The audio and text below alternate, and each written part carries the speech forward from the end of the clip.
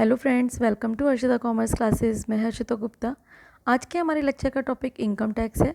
Income tax के मैंने आज भी 30 मोस्ट इंपॉर्टेंट एमसीक्यूज़ लिए हैं जो कि यूनिट 3 से रिलेटेड हैं। सो आज मैं यूनिट 3 स्टार्ट करूंगी एंड ये यूनिट 3 का पार्ट जो 1 है, ठीक है। सो स्टूडेंट, चलिए आप पार्ट 1 को स्टार्ट करते हैं। पार्ट 1 को स्टार्ट करने से पहले मैं आपसे एक रिक्वेस्ट करना चाहूँगी कि स्टूडेंट्स, मुझे पता है कि आपका 14 को एग्ज़ाम है और दोनों ही पेपर आप मुझ पर ट्रस्ट रखिए। मैं कल तक आपके पूरे पेपर कंप्लीट कर दूँगी। मुझे भी थोड़ा सा टाइम चाहिए होता है क्योंकि मुझे कंटेंट देखना होता है कि क्या क्या चीज़ें मोस्ट इंपॉर्टेंट है, तब मैं आपके लिए सिलेक्टिव क्वेश्चंस लेके आती हूँ। सो मुझे भी टाइम चाहिए होता है ना। इतने सारे लेक्चर्स को अपलोड करना, तो उसमें टाइम लगता है मुझे काम करने में। सो प्लीज़ आप लोग बार बार ये मत पूछिए कि मैम कब करेंगे, हम आपको टाइम टू टाइम करते रहेंगे। कल मॉर्निंग तक मैं वैसे तो आपकी दोनों 3rd यूनिट दोनों पेपर की ख़त्म कर दूँगी एंड मॉर्निंग तक मैं आपके 4th यूनिट की दोनों वीडियोज़ अपलोड कर दूँगी। ओके स्टूडेंट्स, एंड अपनी प्रिपरेशन को करते रहिए। जो वीडियोस हमारे ऑलरेडी पड़े हुए हैं उनको अच्छे से प्रिपेयर कर लीजिए जब तक मैं नेक्स्ट वीडियो नहीं अपलोड कर रही हूँ, या फिर आपके पास कोई भी अगर बुक है तब तक आप उसे पढ़िए। ओके, चलिए लेक्चर को स्टार्ट कर लेते हैं। सो फर्स्ट एमसीक्यू हमारा है the sum of various heads of income. मतलब जितनी भी हेड्स ऑफ इनकम है उनके सम को हम क्या कहते हैं, उनके सम को हम ग्रॉस टोटल इनकम कहते हैं, ठीक है। देखिए, जैसे कि आपको पता है कितने हेड्स हैं। सैलरी हेड है, हाउस प्रॉपर्टी हेड है, पीजीवीपी हेड है, कैपिटल गेन हेड है एंड अदर सोर्सेज हेड है। तो ये हमारी 5 हेड्स ऑफ इनकम को जब हम ऐड कर देते हैं, ये पूरा एक हेड है, ठीक है, पीजीबीपी हेड। तो इनको ऐड कर देंगे तो क्या बन जाएगा, हमारा ग्रॉस टोटल इनकम बन जाएगा। और ग्रॉस टोटल इनकम को डिफाइन किया गया है सेक्शन 80B सब सेक्शन 5 में, तो ये आप याद रखिएगा। नेक्स्ट एमसीक्यू ले लेते हैं। यहाँ पे पूछा गया है आपसे कि out of which income deductible under section 80C is not allowed. मतलब अंडर सेक्शन 80C में किस इनकम पे डिडक्शन अलाउड नहीं होती है। तो ध्यान रखिएगा, लॉन्ग टर्म कैपिटल गेन पर अंडर सेक्शन 80C की डिडक्शन अलाउ नहीं होती है। सैलरी, हाउस प्रॉपर्टी और बिजनेस पे अलाउ होती है। नेक्स्ट एमसीक्यू हमारा है कि number of heads of income under act income tax act 1961। सो इसमें पूछा गया कितने हेड्स ऑफ इनकम होते हैं। तो आपको भी पता है हमारे 5 हेड्स ऑफ इनकम होते हैं। कौन कौन से?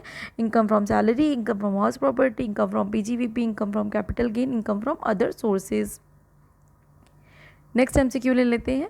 नेक्स्ट एमसीक्यू हमारा है which of out of which income deduction under section 80G is not allowed. Under section 80G में किस इनकम की डिडक्शन अलाउ नहीं होती है। तो अंडर सेक्शन 80G में हमारी शॉर्ट टर्म कैपिटल गेन जो कि अंडर सेक्शन 111A में बताया गया, उसकी डिडक्शन 80G में अलाउ नहीं होती है।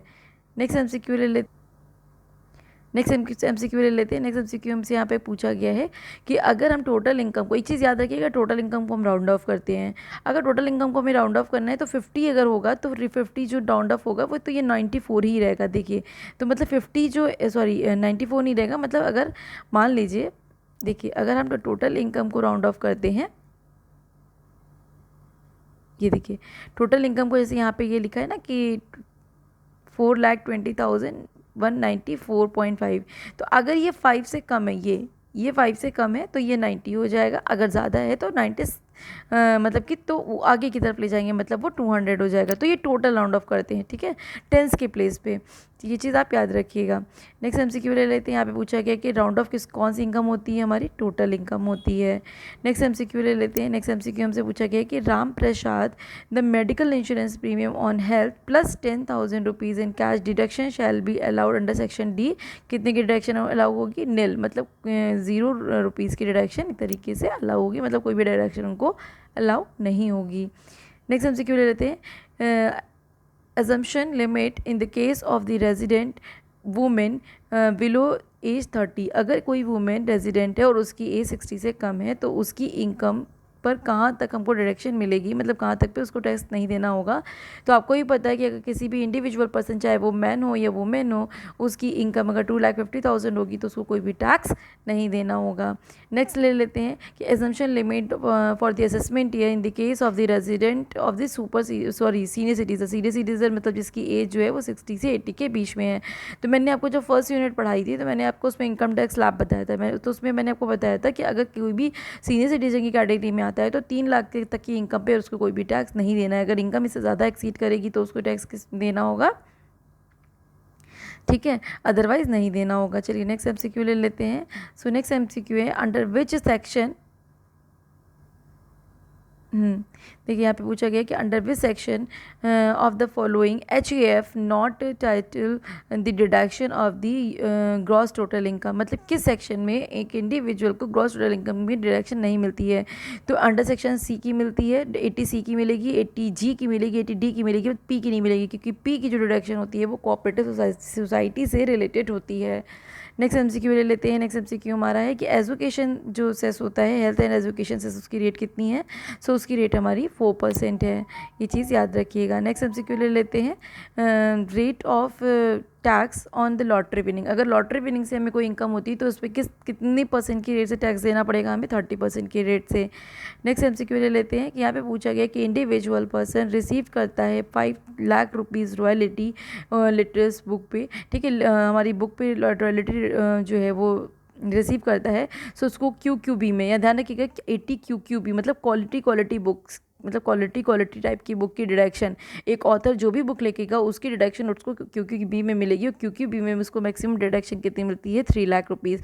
और सो 5 लाख उसने इनकम जो है वो रिसीव की है, तो 3 लाख उसमें से डिडक्ट मतलब एग्जेम्प्ट हो जाएगा, तो कितनी इनकम पे में टैक्स देना होगा, 2 लाख रुपए पे, ये आप याद रखिएगा। बट अगर यही रेजिडेंट वो अगर यही हमारा जो ऑथर हो वो नॉन रेजिडेंट ऑफ इंडिया हो, सो उसको QQB में डिडक्शन नहीं मिलेगी। ठीक है, नेक्स्ट एमसीक्यू ले लेते हैं। एजुकेशन सेस जो होता है, health and education cess is calculated on किस पे कैलकुलेट करते हैं हम, टैक्स ऑन टोटल इनकम पे कैलकुलेट करते हैं। जो हमारा टैक्स निकल के आता है उस टोटल इनकम पे हमें एजुकेशन एंड हेल्थ सेस जो है वो कैलकुलेट करना होता है। नेक्स्ट एमसीक्यू ले लेते हैं कि the rate of surcharge on the tax payer when the taxable income is 8 lakh. तो 1 लाख की इनकम पे कोई भी सरचार्ज नहीं पे करना होता है। एक individual resident in India is liable to pay the income tax. अब एक इंडिविजुअल पर्सन जो है वो कब टैक्स पे करने के लिए लायबल होगा, जब उसकी एज, मतलब कि जब उसकी इनकम जो होती है वो 2,50,000 से ज़्यादा हो। ये चीज़ आप याद रखिएगा।